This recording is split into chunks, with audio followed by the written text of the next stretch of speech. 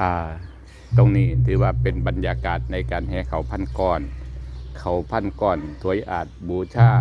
ซาเฮาซาสามดวงยอดแก้วคาใบเดวถวยอาจบูชาอันนี้เป็นญาติโยมสาธุชนของชาวบ้านหน้าไหทองเพิ่นได้แห่เขาพันก้อนร่วมกันเบิดสุขุสุคนถือว่าเป็นทศชาติหรือว่าเป็นชาติทุกคนต้องมีภพมีชาติมีภพมีชาติกว่าสิเกิดได้มาเป็นคนหรือว่าเป็นมนุษย์จังสี่เป็นมนุษย์เป็นได้เพื่อใจสูงเหมือนดังยุงมีดีที่แววขนถ้าใจต่ำก็เป็นได้เพียงแค่คนนะย่อมเสียทีที่ตนเกิดได้เกิดมาใจสะอาดใจสว่างใจสงบใจมีครบควรเรียกมนุษย์สานะถ้าทำดีพูดดีทุกเวลาเนาะมีโอกาสได้ไปรวมแห่เขาพันก่อนน้ำกันต่อไปก็คือโอกาสได้สัมผัสพอมี่เนาะพอมี่มื้อนี้เฮ็ดหยังแห่เขาพันก่อนบ่มื้อนี้เป็นมื้อแห่เขาพันก่อนของบุญมหาธาตุของวัดหน้าไหทองโอ้บุญประเพณีประจำปีเนาะครับบุญประเพณีพศเท่าใดพศ2568โอ้ญาติโยมได้ร่วมกันเนาะร่วมด้วยช่วยกันเนาะดีแล้วขอโอกาสตรงนี้ได้เห็นภาพ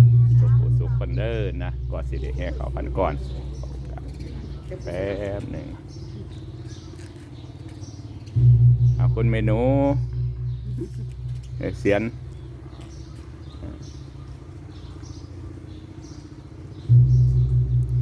ต่อไปบัดทีนี้เตรียมโตเด้อผมมีผ้าวาผ้ากาวตาตามไปนั่งย่างไปสิเข้ามา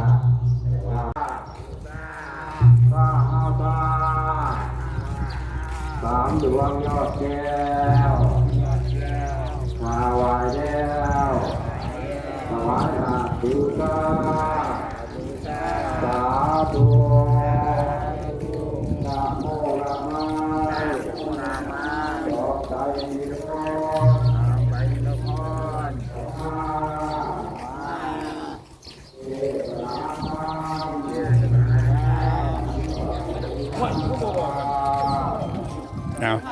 ตั้งใจนะสาสามดวงยอดแก้ว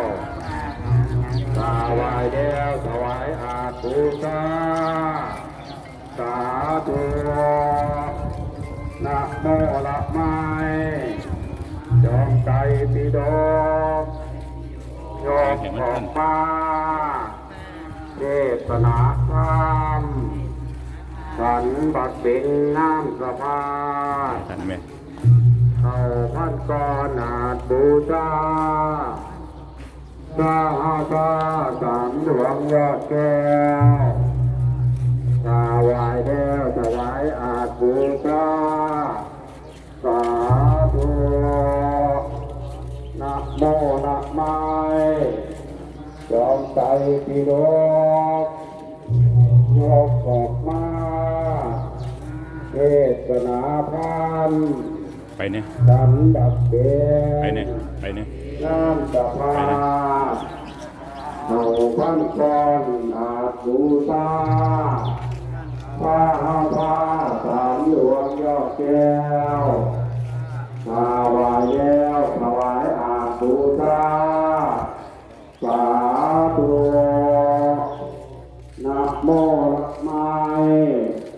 จอมใจปิฎก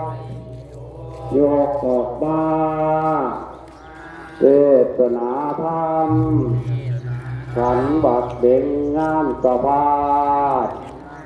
เข้าพันก่อนอาบูชาสาเทศนาธรรมขันบัดเบ่งงานสะพานเข้าพันก่อนอาบูชา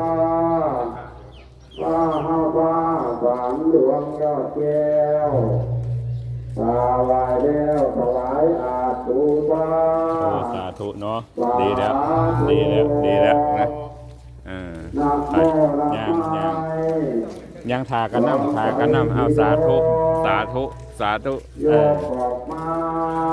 ทากันน้ำยังทากันน้ำจะงามนะทั้งวัดเป็นงานสภา พันก่อนนาบูชาพระเฮาพระสามดวงย ยัง อดแก้ว ยังถากกันน้ำจังบ่ มาไหว้แล้วถวายอาบูชา ยังให้ท่าน สาธุนะโมนะไม้จอมใจปิโดกโยกออกมา ก็เป็นหยังเด้อ อันบัดเป็นน้ำสภาเราพันก้อนนาปูตาพระเจ้าสามดวงยอดแก้วตาไหวแล้วถวายอาบบูชา ขึ้นเลย สาธุนะโมนะไม้จอมใจปิโดกโยกออกมา พยายามย่างถากันน้ำจะได้เป็นขบวน เป็นน้ำสภาเขาพันก่อน ใจเย็นๆเนาะ บูชาพระบาสามดวงยอดแก้วถ้าไหวแล้วถวายอาบบูชา ครบพอดีบ่ดิคร สา บบ่ ธุนะโมนะไม้จอมใจปิโดก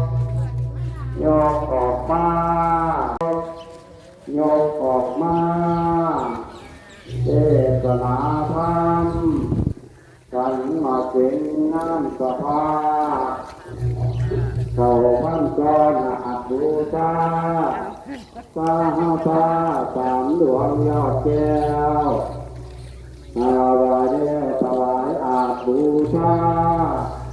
สาธุนะโมนะไม้ จักรอบละสุดท้ายบ่ดิ ปิโดก มายืนนี่ยืน โยกออกมาเทศนาธรรมขันว่าเป็นน้ำสภาเอาพันก่อนหาบูชาพระพาสามดวงยอดแก้วกราบไหว้แล้วถวายอาบูชาสาธุ อีกมาบัง สาธุสาธุ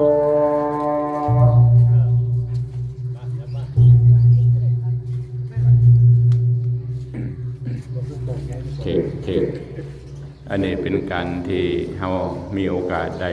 ให้เขาพันก่อนเนาะคือเป็นการบูชาคาถาพันว่าที่นี่ในองค์พระเพชรเวสสันดรเดวานิโทตชาติคำว่ามหาชาตินี่คือเป็นคำว่ามหานี่คือว่าใหญ่นะแต่ว่าคำว่าชาตินี่คือทศชาติทุกคนต้องมีทศชาติสุคนญาติโยมนี่กว่าสิมาเกิดได้เป็นคนนี่บ่เป็นธรรมดาผ่านห่อนผ่านหนาวมาอาตมาคือกันนี่กว่าสิมาเกิดได้เป็นพระสงฆ์เป็นคนเป็นพระสงฆ์นี่ก็ต้องผ่านสิ่งต่างๆมานะเพราะว่าทศชาติต่างๆนี่ถือว่าเป็นสิ่งสำคัญเพราะฉะนั้นแล้วเฮาได้มาร่วมกันแห่เขาพันก่อนถึงแม้ว่าจะบ่มีของเหย้า